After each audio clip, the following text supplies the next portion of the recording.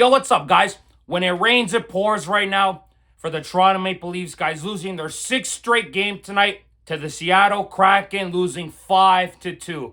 Now, where do we begin with this game? Another unfortunate loss for the Leafs tonight, guys. Continuing to slump, continuing to drop in the standings, bottom of the Atlantic Division, 10 points out of a wild card spot tonight after the wins for Boston, for Montreal, for Buffalo tonight, guys, just made the Leafs challenge even more challenging tonight. But I think we could all agree, guys, that it was going to be an uphill battle for the Leafs to have any possibility of even trying to get to a playoff spot. I think we can all agree now that it is very well, most likely, if not definitively over for the Maple Leafs, guys. 10 points out of a wild card spot, 6 straight losses in a row. This team does not look good right now. They're not getting goaltending right now. No defensive effort in their own end. They're not scoring right now, guys.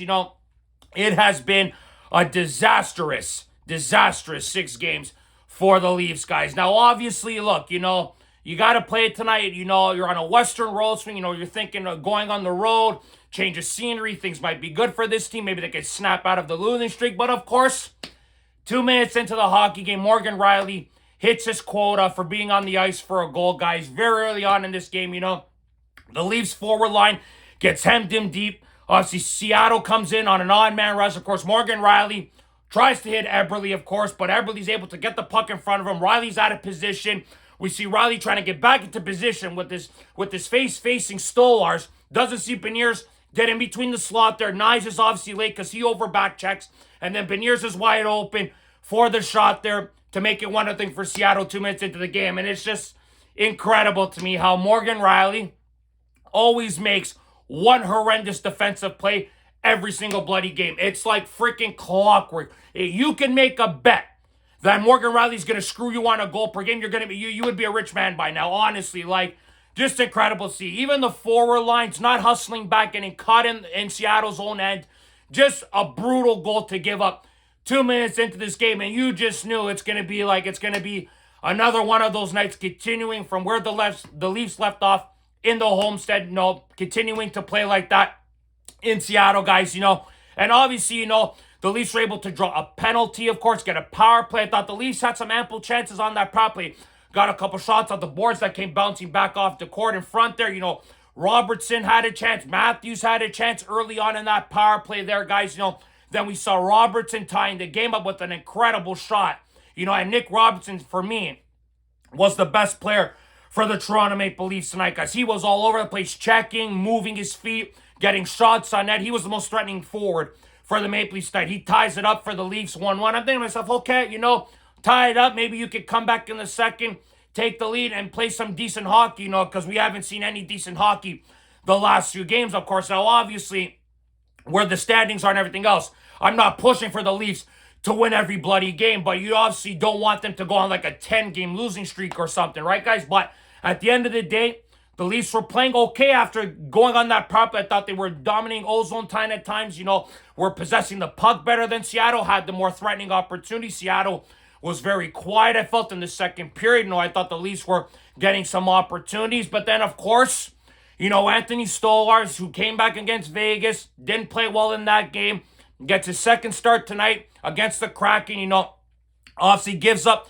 the early goal that I don't blame him, of course, but then this second goal here, is a bit of rust and not playing a lot in the NHL after giving up that goal. I thought Stoley did recuperate a little bit, found his bearings a bit, did make some key saves, some tip shots as well, but this second goal here is a juicy rebound, sticks his pad out, falls right to Shane Wright, who is completely wide open, beats Stolarz with the backhander to give Seattle, I felt, an undeserving 2-1 lead. Seattle did not pressure the Leafs much, didn't have much ozone time, didn't get many shots. And I had one shot in the last 10 minutes of the second period, and they're able to get a bloody freaking goal. It's incredible to me. And then we see the Leafs again. One of the biggest reasons why they are in the position that they're in is that they're one of the worst teams defensively on the rush. Seattle gets the puck, of course. Gaudreau moves it up the ice, easily enters the zone. It's incredible how easily that the Leafs let the other teams enter their zone so easily. Gaudreau with a little pass to Montour, and it's a goal that Anthony Stolarz needs to have. That cannot go in. It's a bad goal right under his pad. Montour's able to beat him there to make it 3-1. 2 goals in 31 seconds. It's just absolutely backbreaking shit for the Maple Leafs to do. That blew the sails out of them, guys. Blew the wind out of their sail. Did not look good after that. They looked flat after that. The Leafs, there was no fight in the rest of that period after that, because you just said to yourselves, we just blew an opportunity to take the lead, and Seattle scored 2 goals like that. And obviously, as we've seen, guys, the Leafs are just not good in their own end, turning the puck over again tonight, making horrendous errors in their own end, as we saw in the third period as well. Just incredible stuff that we're seeing from this hockey team on this skid that they're on right now. It's laughable, to say the least. And then after, when after Seattle continues to push, the Leafs get another power play. Riley's able to do something good finally. Get a shot from the point and beat Joey Taccord and to make it 3-2. And what's crazy, to say the least, guys, that goal that Morgan Riley scored was the first goal by a Leafs defenseman on the power play.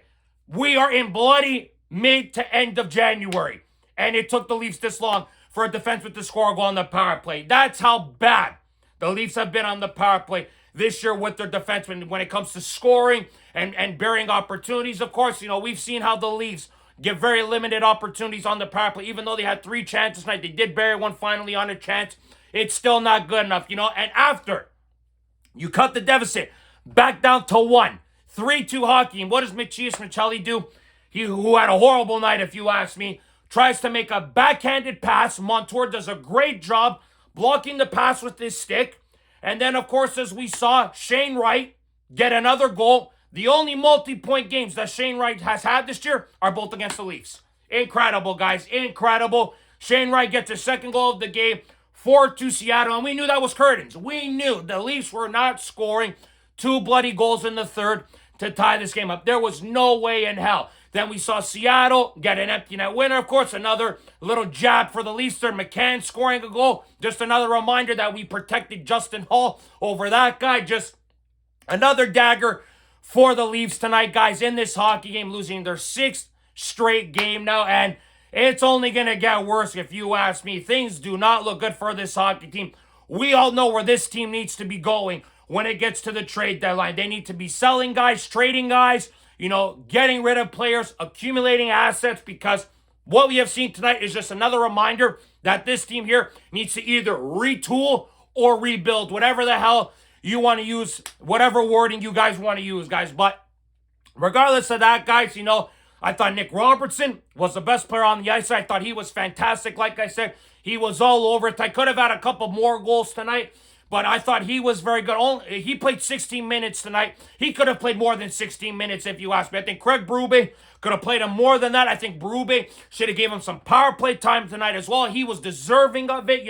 That's one critical thing about Berube, is not giving these younger guys a little bit more extra rope when they're playing well. And tonight I felt Nick Robertson deserved that. At times, Berube did not give that to him. Sometimes he did, but certain moments and certain plays, you got to play Nick Robertson more than 60 minutes. He should have been playing close to 20 minutes tonight, if you ask me. And then Calle Yarncrook playing 15 minutes tonight compared to Scott Laughton only playing 12. That's another question mark for me, And that line there was driven by Nick Robinson. Wall was okay. Yarncrook did nothing tonight. So I thought Nick Robinson was doing majority of the work for that line. You had Nyes, Maccelli, and Tavares, who were like a combined -10 tonight, guys. Just horrendous. We know Nyes is dealing with something. He was a -4 tonight. Maccelli was horrendous with that giveaway. Tavares was a -3 as well. John Tavares, he's starting to show his age. If he wasn't making $11 million a year, if he was making still the money he was making, he'd be getting hammered. But because he took that hometown discount,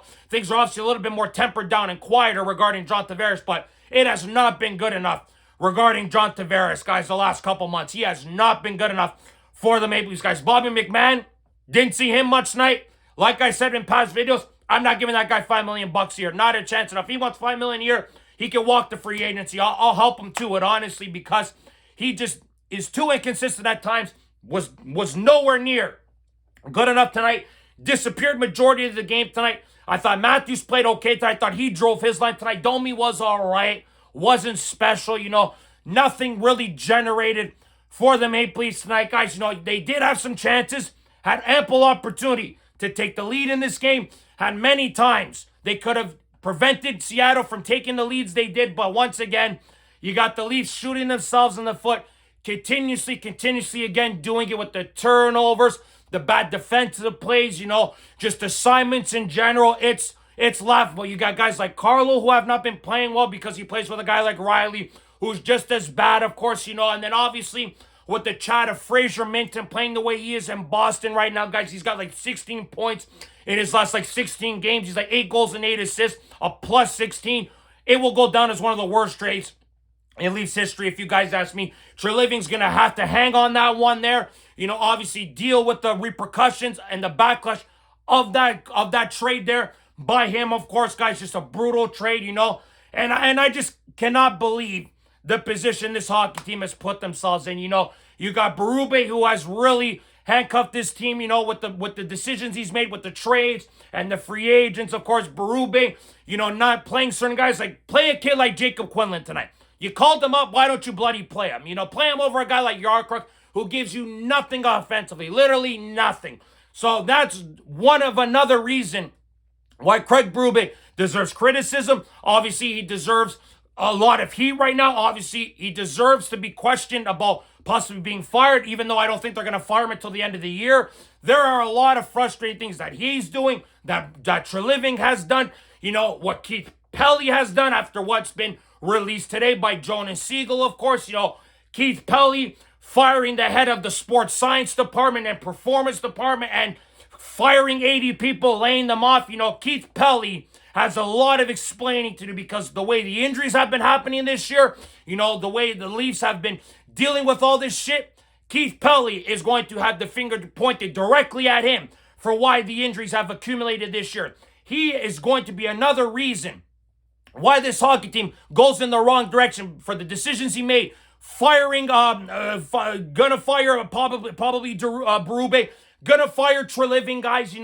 Obviously firing Masai Ujiri. I know it's another sport, but just an example. Firing a guy like that.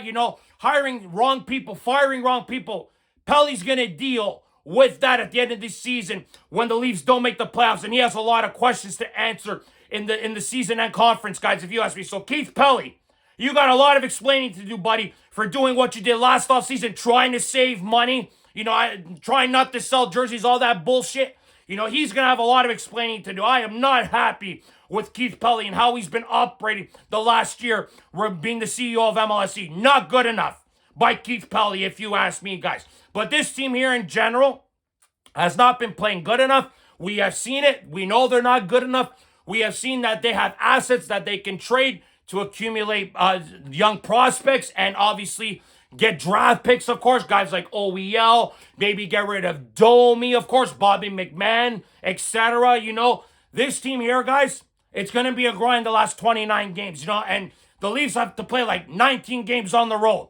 We're one of the worst road teams in the NHL, guys. The Leafs, things look bleak right now. They will continue to look bleak. You got the Olympic break coming up. Thank God that is coming up because they need it. They genuinely need it. I think us Leaf fans, need a break from this hockey team right now, guys. They are not performing well. They are just not a good hockey team right now. They need to make a serious decision here. Do something like the Boston Bruins did last year. You trade off all your assets, all your important assets that you can accumulate, younger assets and draft picks and stuff. Because as we've seen, guys, this year, this hockey team is not good enough. They will not make the playoffs this year. They are just an inconsistent hockey team, to say the least, guys. This performance again tonight showed that they just have too many deficiencies, getting outscored like no tomorrow, guys. The last 6 games, they've been outscored 30-14. That is just not good, giving up 4 goals a game, 26 times this year. Only the Vancouver Canucks have given up 4 goals plus per game. They've given up 28. They've given up 4 goals in 28 games this year, guys, and the Leafs have done it in 26 times. So, just incredible to see how bad this hockey team is after going on that great 8-0-2 run, beating the Avalanche. and then doing what they did on the homestead. They continue it tonight in Seattle, guys. All the other teams are winning. The Leafs are doing the opposite. Everything is just looking bleak for this Maple Leafs team right now, guys. There is no hope in sight for this hockey team right now. Trade every player you can possibly get to get assets back in return, guys. Brad Treliving and Berube, obviously, will probably not be here next year because of the decisions they've made this season, guys, of course. Keith Pelly as well will get scrutinized like no tomorrow. And honestly, guys, it's just going to be a grind the next 28 games after tonight. But a really frustrating night for the Maple Leafs, guys. We saw Matthews take a puck off the leg. Hopefully he's okay. We saw some unfortunate things happen tonight again. OEL laying out a guy, getting him injured, of course, was an accident. Of course, I thought OEL played okay tonight, but who knows how much longer he's going to be a Leaf. Just too many guys tonight didn't perform. We've seen that for the last week and a half, of course, guys. Everybody else is just playing some great hockey, and the Leafs are doing the exact opposite right now, guys. But I would love to hear your thoughts and opinions on this game tonight, guys. Just lackluster performances continue to pile up on the Maple Leafs, guys. Just not getting enough consistency from this hockey team right now. It's just really frustrating to watch. But love to hear your thoughts and opinion, guys. So click like this video. Subscribe if you guys want to see more content. Go Leafs, go as always, guys. We'll see you guys on the next episode of Leafs Unfiltered. Ciao, guys.